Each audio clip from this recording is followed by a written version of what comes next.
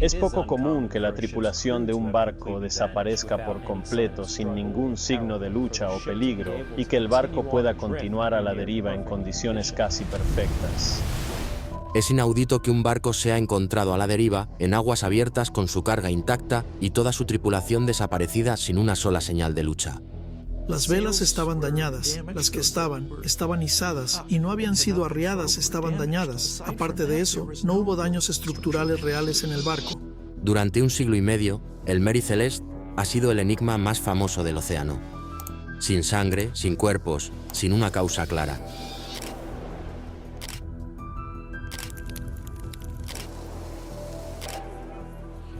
Pero en 2025, una nueva ciencia finalmente expuso lo que realmente sucedió, y la verdad es mucho más escalofriante que la leyenda. El día en que el Mary Celeste se convirtió en un barco fantasma. A principios de diciembre de 1872, un pequeño barco de carga británico llamado Dei Gratia navegaba por el Atlántico Norte. El mar estaba agitado, el cielo cubierto, y la tripulación vio otro barco de vela delante de ellos moviéndose de manera extraña. No mantenía un rumbo constante. Nadie respondió a las señales. Nadie salió a la cubierta para saludar o responder. Para los marineros que pasaron sus vidas leyendo otros barcos desde la distancia, algo se sentía mal. A medida que el Dei Gratia se acercaba, los hombres pudieron leer el nombre del otro barco en la popa. Era el Mary Celeste, un barco de vela estadounidense que había salido de Nueva York alrededor de un mes antes cargado con alcohol industrial y se dirigía a Génova, en Italia.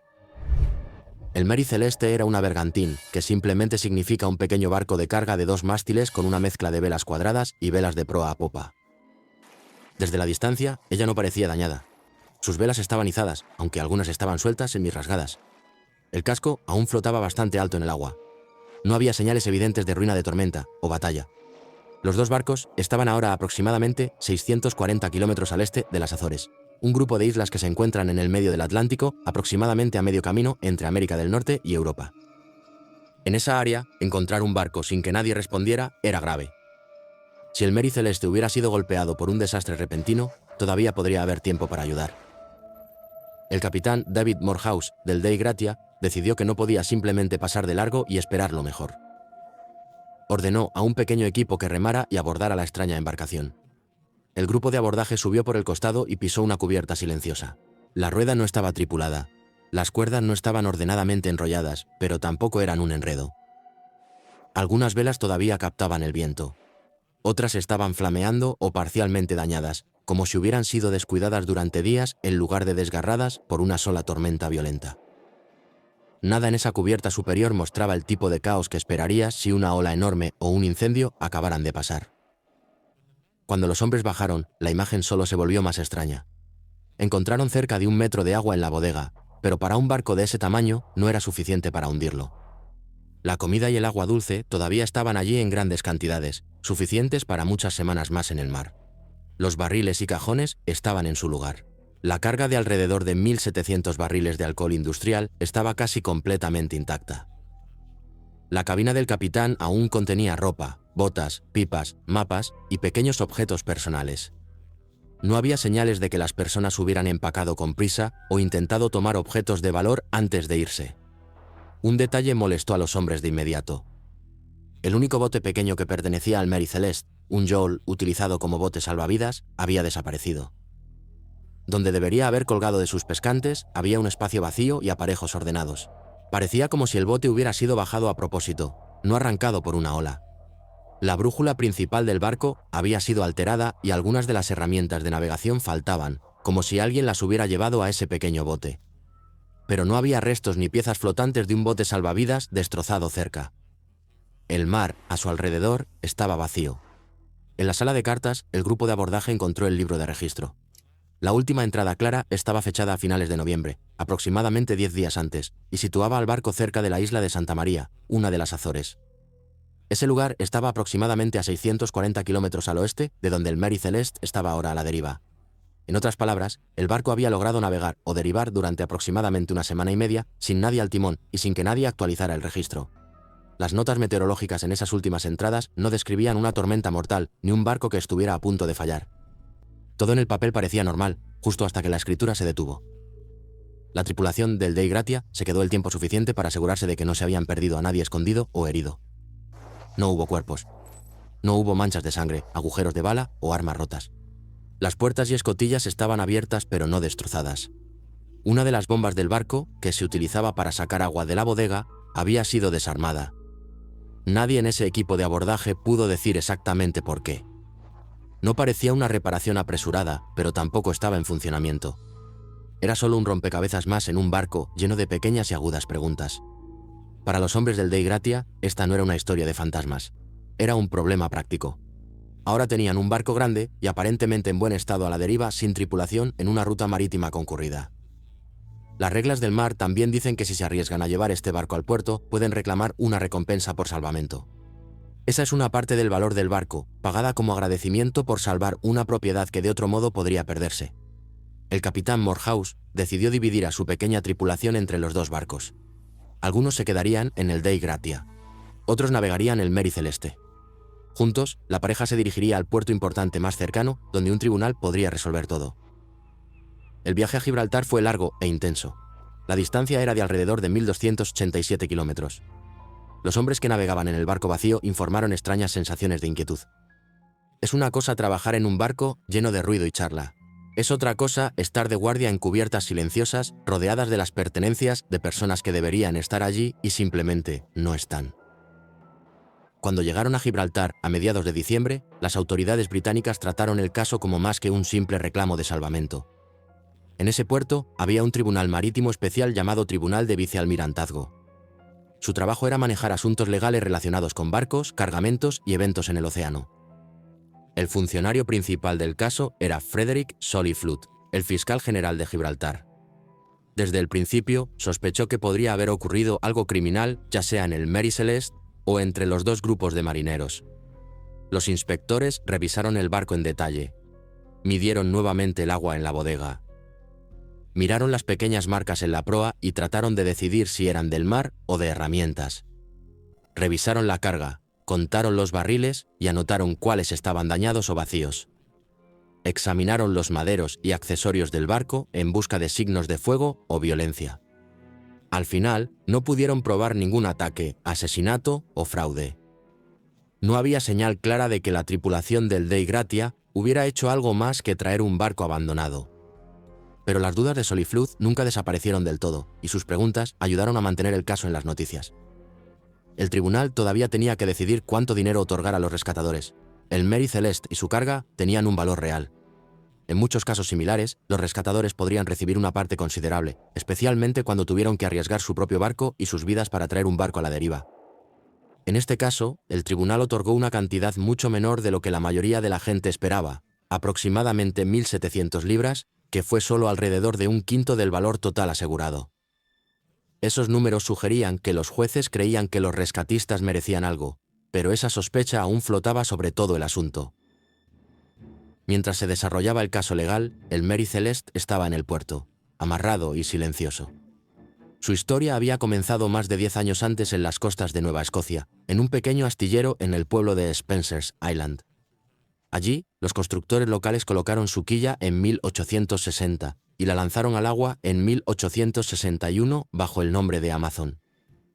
Ella tenía aproximadamente 31 metros de largo, un poco más de 7,5 metros de ancho, y estaba construida con madera local. Al principio, tuvo algunos accidentes menores, incluyendo una colisión en el Canal de la Mancha y encalló de regreso de un viaje, pero nada que la marcara como maldita o insegura. Más tarde, después de ser dañada y quedar inactiva, el barco fue vendido a manos americanas y se le dio un nuevo nombre, Mary Celeste. A principios de la década de 1870, fue sometida a una importante remodelación en Nueva York. Sus propietarios gastaron alrededor de $10,000 para añadir una segunda cubierta y reforzar su estructura. El trabajo aumentó su tamaño a poco más de 280 toneladas. El espacio adicional significaba más lugar para la carga, pero también hacía que el barco fuera más profundo y complejo por dentro. Se reemplazaron muchas vigas, y ella volvió al mar luciendo más nueva y fuerte que antes. Luego vino el nuevo trabajo: cargar más de 1.700 barriles de alcohol industrial, llevarlos con seguridad a través del Atlántico hasta Génova y ganar dinero para sus propietarios. Cuando terminó la audiencia de salvamento en Gibraltar, una cosa quedó clara: el Mary Celeste no era el naufragio aquí. El verdadero vacío en la historia eran las personas que se habían alejado de ella en medio del océano y nunca regresaron. Esa brecha, esas 10 vidas perdidas, serían la siguiente pieza que todos querían entender. Las personas que desaparecieron y cómo la leyenda se salió de control. Antes de convertirse en una historia de barco fantasma, el Mary Celeste era simplemente un pequeño barco de trabajo que llevaba una familia real y un pequeño grupo de marineros que esperaban salir, hacer su trabajo y regresar a casa nuevamente. Una vez que ves quiénes eran estas personas, el misterio se siente mucho menos como una película de terror y mucho más como una muy mala decisión tomada por personas muy normales que nunca tuvieron una segunda oportunidad. El capitán Benjamin Spooner Briggs creció en Massachusetts en una larga línea de capitanes de mar. Casi todos los hombres de su familia fueron al mar. Para cuando asumió el mando del Mary Celeste en 1872, tenía aproximadamente 37 años y ya era un capitán de marina con años de cruces del Atlántico a sus espaldas. Las personas que navegaron con él más tarde lo describieron como estable, justo y tranquilo, no el tipo de hombre que jugaría con su barco o su tripulación. Briggs no era solo un empleado en este barco. Había invertido sus propios ahorros en una parte del Mary Celeste junto con el principal propietario, James Winchester. Eso significaba que su dinero, su carrera y su reputación estaban vinculados a este único casco. No te embarcas en un barco y luego planeas abandonarlo en medio del océano. También era profundamente religioso y no bebía alcohol, aunque su barco llevaba una bodega llena de él. Sus amigos y más tarde escritores lo describen como un lector de la Biblia que tomaba su fe en serio y llevaba una vida tranquila y rutinaria cuando estaba en tierra. Justo antes del viaje, él y su esposa escribieron desde Nueva York a su madre en casa. En su carta, dijo que su embarcación está en perfectas condiciones y que espera que tengan un buen viaje.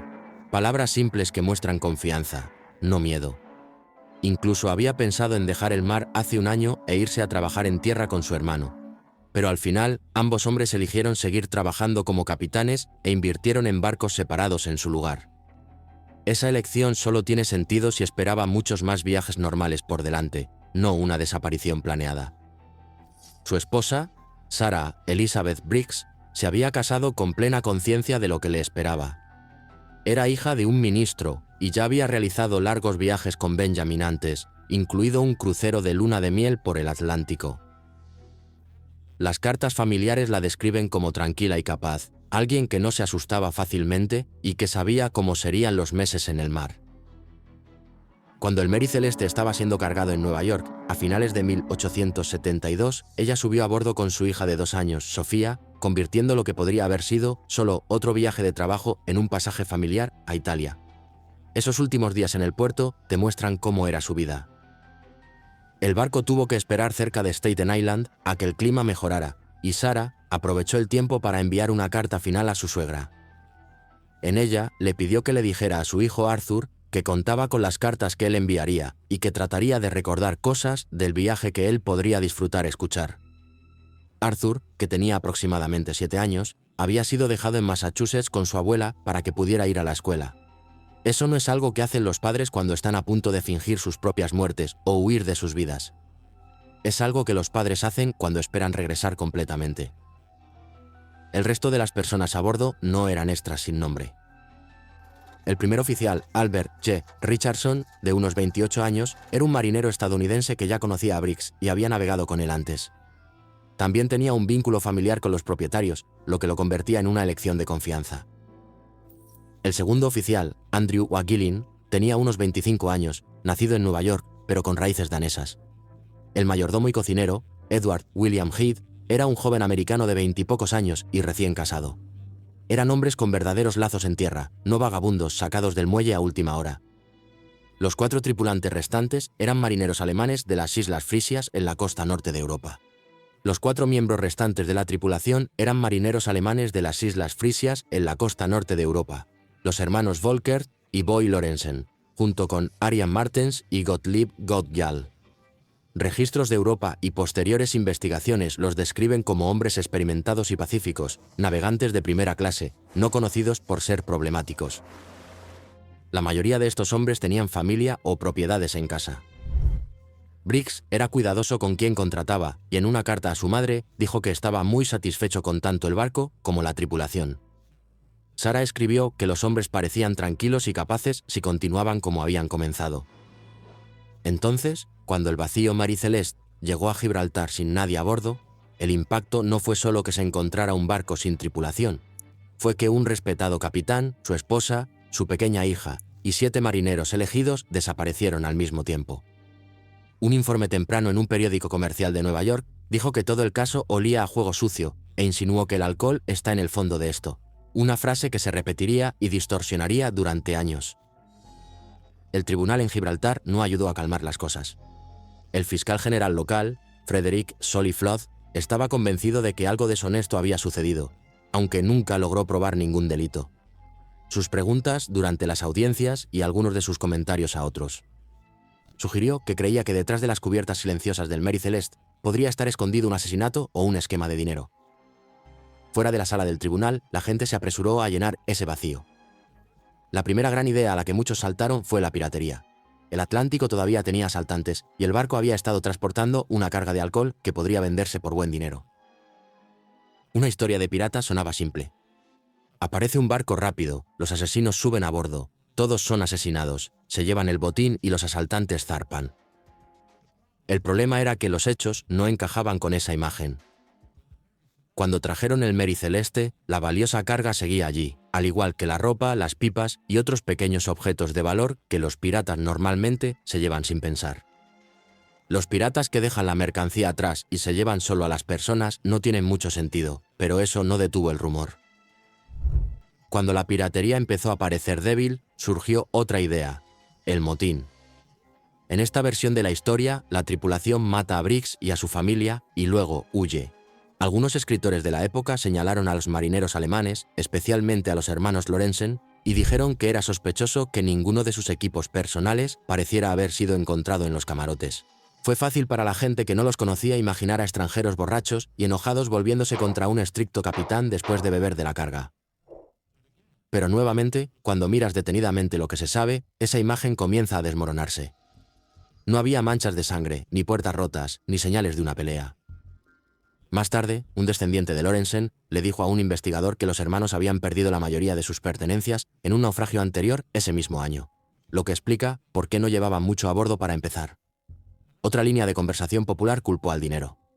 Algunas personas sugirieron que el propietario, James Winchester, había asegurado el barco por una cantidad excesiva y quería cobrar fingiendo un desastre.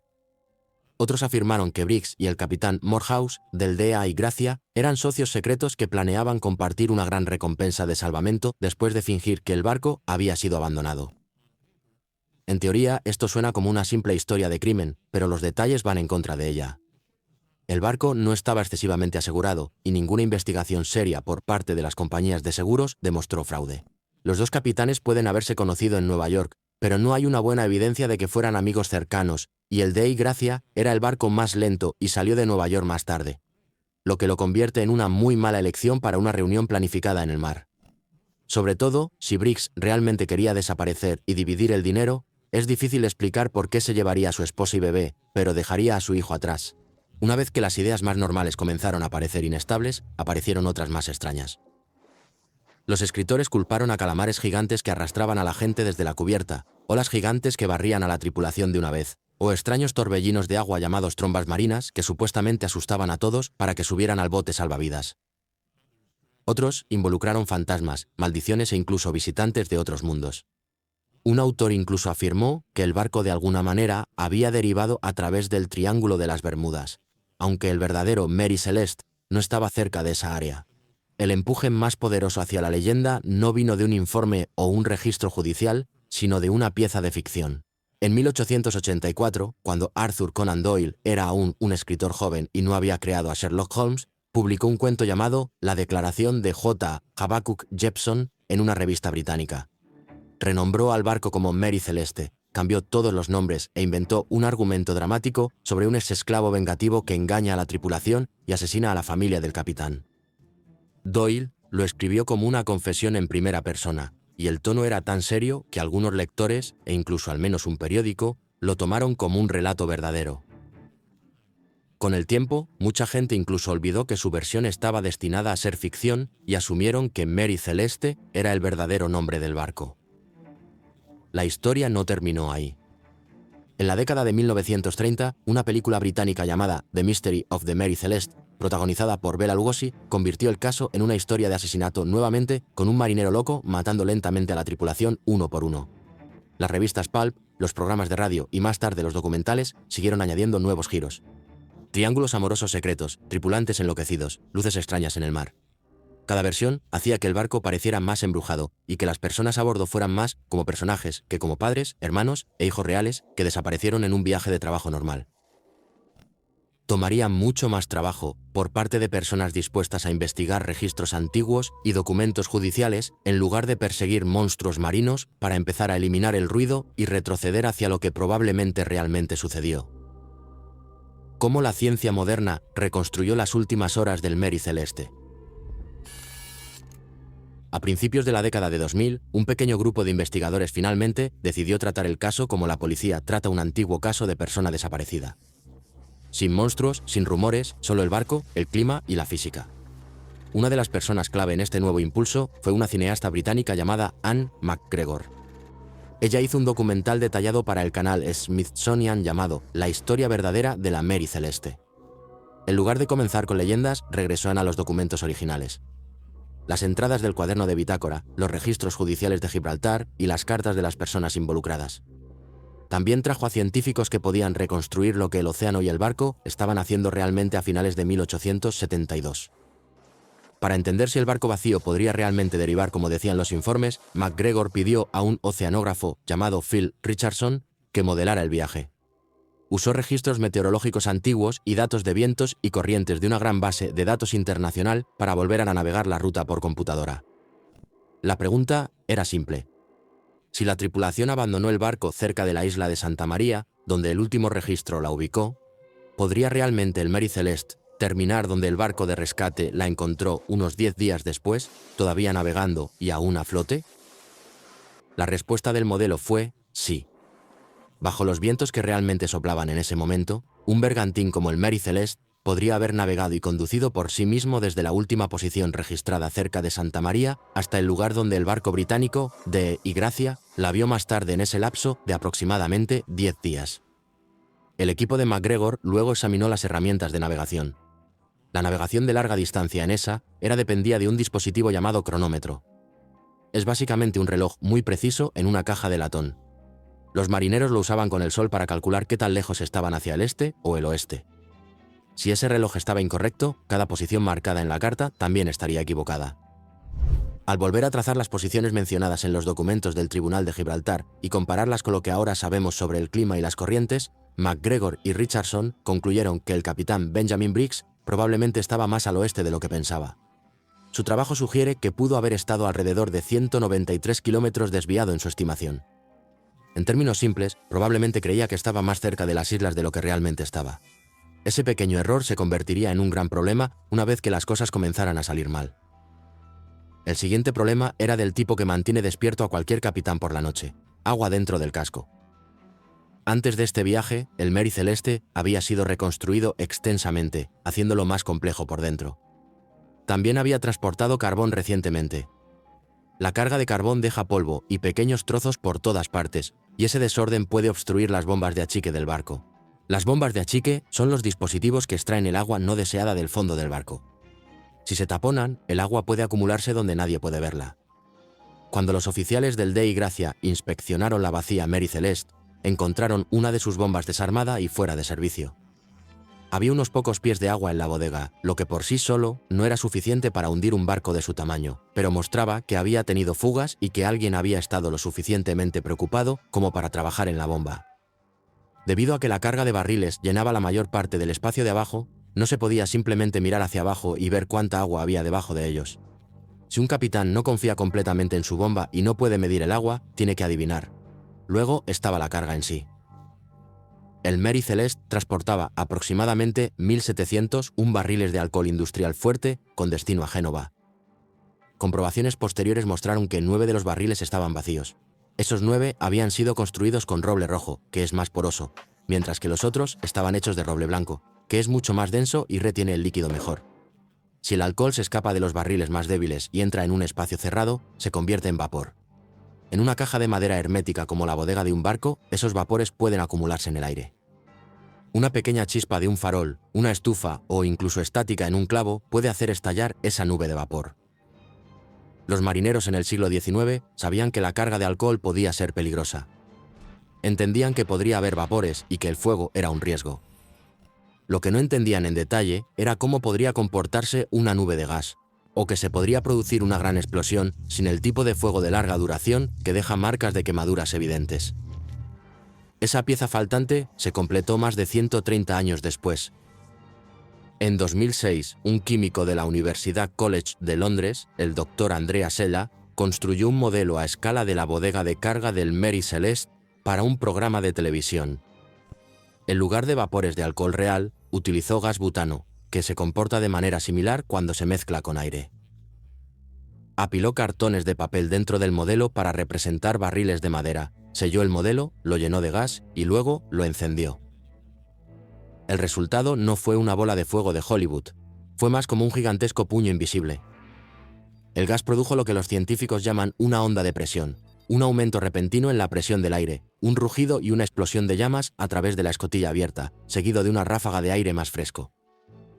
En la prueba de Sella, los barriles de papel no se quemaron ni siquiera se carbonizaron. Todavía estaban en pie después de la explosión. Eso era importante porque demostraba que una explosión real en la bodega del Mary Celeste podría haber abierto escotillas, sacudido todo el barco y asustado a todos a bordo. Pero aún así, dejar poco o ningún daño evidente de fuego para que los investigadores posteriores encontraran. Una vez que esas pistas están en su lugar, se vuelve más fácil recorrer una versión probable de las últimas horas a bordo. Imagina, finales de noviembre de 1872 cerca de las Azores. El Mary Celeste ya ha cruzado la mayor parte del Atlántico. El clima ha sido malo a veces. La tripulación está cansada. El barco lleva agua en la sentina y el capitán sabe que al menos una bomba no es fiable. Cada vez que el casco choca contra una ola, las personas bajo cubierta oyen el agua chapotear bajo la carga, pero no pueden ver cuánta realmente hay.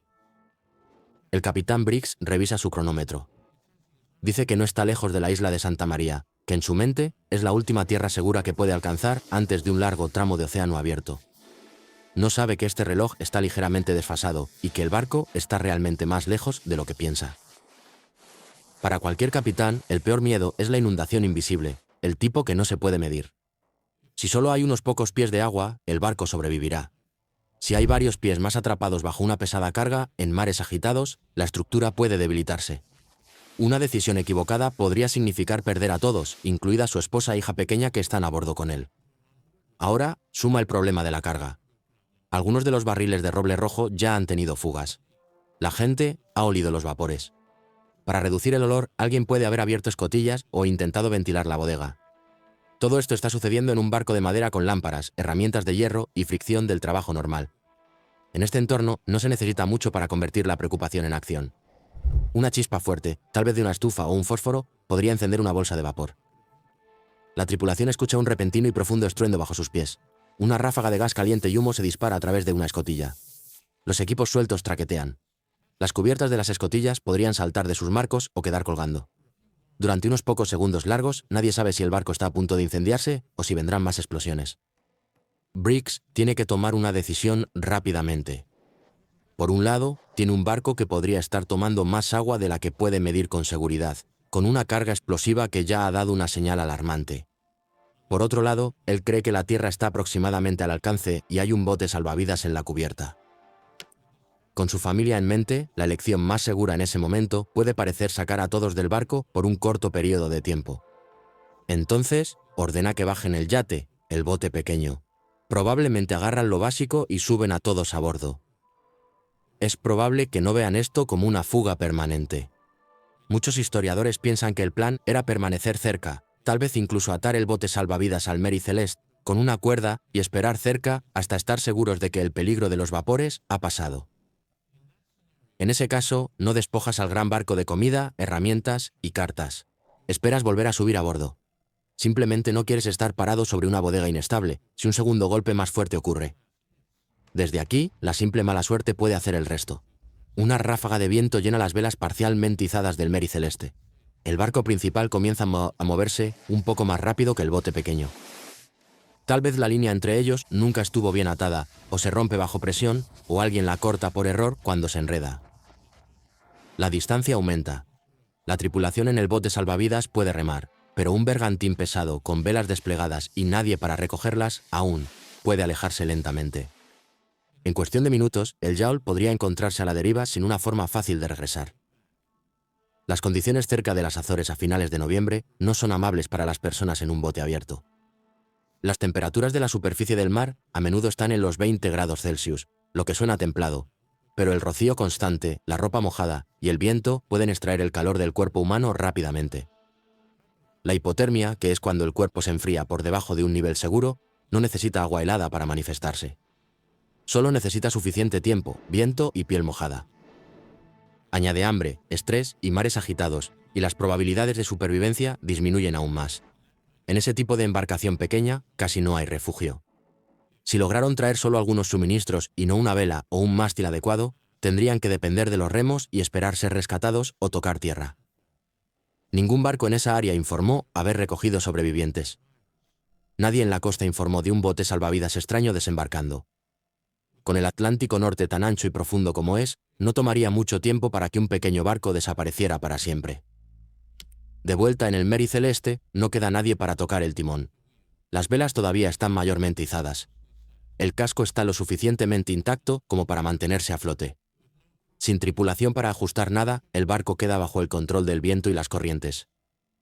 Durante los próximos 10 días más o menos, ella viaja aproximadamente a lo largo del camino que el modelo computacional de Phil Richardson confirmó más tarde que era posible. Cuando la Dei Gracia finalmente la vista, parece un barco fantasma. Pero lo que realmente encuentran los rescatadores puede ser el resultado final de una decisión humana que salió mal. Después de la audiencia en Gibraltar y la tormenta de cobertura en los periódicos, el Mary Celeste no se jubiló como una pieza de museo. Volvió a trabajar. Diferentes propietarios la usaron para transportar carga durante más de una década. En la década de 1880, cerca de Haití, su historia tomó otro giro oscuro. El capitán en ese momento, un hombre llamado G. C. Parker, la cargó con una carga de bajo valor, la sobreaseguró, y luego la hizo encallar deliberadamente en un arrecife en un intento de fraude de seguros. El plan fracasó, el barco se desintegró, y el Mary Celeste terminó sus días como un naufragio en la costa del Caribe. De regreso en Nueva Inglaterra, Arthur Briggs, el hijo que había quedado en tierra para estudiar, creció bajo la sombra de un misterio que nunca tuvo una respuesta clara en su vida. Se cree que él mismo se embarcó y más tarde murió en un naufragio frente a la costa este de Estados Unidos a principios de la década de 1900, otro marinero perdido en el mismo océano que se llevó a su familia. Gracias por ver. Ahora echa un vistazo a los videos que aparecen en la pantalla para más historias increíbles.